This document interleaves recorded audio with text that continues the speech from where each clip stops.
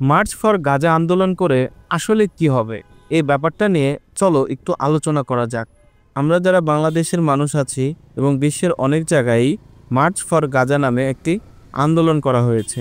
এখন বিষয়টা হচ্ছে যে রাতারাতি হয়তো যুদ্ধ বন্ধ হয়ে যাবে না বা কালকেই যুদ্ধ বন্ধ হয়ে যাবে, বিষয়টা এরকমও না।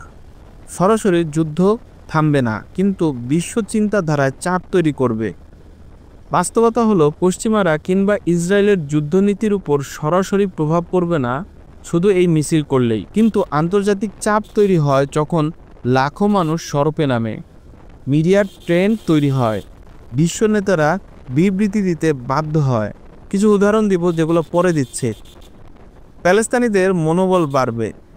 আমরা যে রাস্তায় নামছি এইটার পিছনে হচ্ছে প্যালেস্তানিদের মনোবল অনেক অনেক অনেক বেশি বাড়বে। একটা অবরুদ্ধ ভূখণ্ডে দিনের পর দিন বেঁচে থাকার লড়াই চালিয়ে যাওয়ার পিছনে আমাদের এই মার্চ ফর গাজা আন্দোলনের তাদের বড় মানসিক শক্তি হয়ে দাঁড়াবে। জনমত বদলায়, রাজনৈতিক সিদ্ধান্ত বদলায়।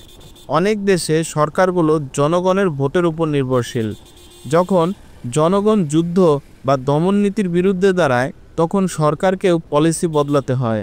মিডিয়া কাভারেজের বাইরে সত্যতা তুলে আনা যায়।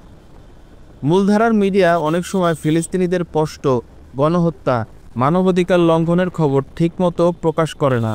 মার্চ র্যালির মাধ্যমে সোশ্যাল মিডিয়া হয়ে উঠেছে সংবাদ মাধ্যম। যেমন ফ্রি প্যালেস্তাইন ট্রেন্ড। প্যালেস্তাইন বা গাজার জন্য এত আন্দোলন করে কি হবে? যুদ্ধ হয়তো কাল থেমে যাবে না, কিন্তু চেতনাটা ছড়িয়ে পড়ে। ইতিহাস গড়তে হলে পথের থেকেই শুরু করতে হয়, ইতিহাস গড়তে হলে পথের থেকে আন্দোলন করতে হয়। আমরা যদি চুপ থাকি তাহলে এই বর্বরতা নিশ্চুপ চলতেই থাকবে। তো আজ আমি যাচ্ছি, দেখা হবে নতুন কোনো ভিডিওতে। সে পর্যন্ত সবাই ভালো থাকুন, সুস্থ থাকুন। আর ভিডিওটি ভালো লাগলে লাইক, কমেন্ট, শেয়ার, সাবস্ক্রাইব করতে ভুলবেন না। আল্লাহ হাফেজ।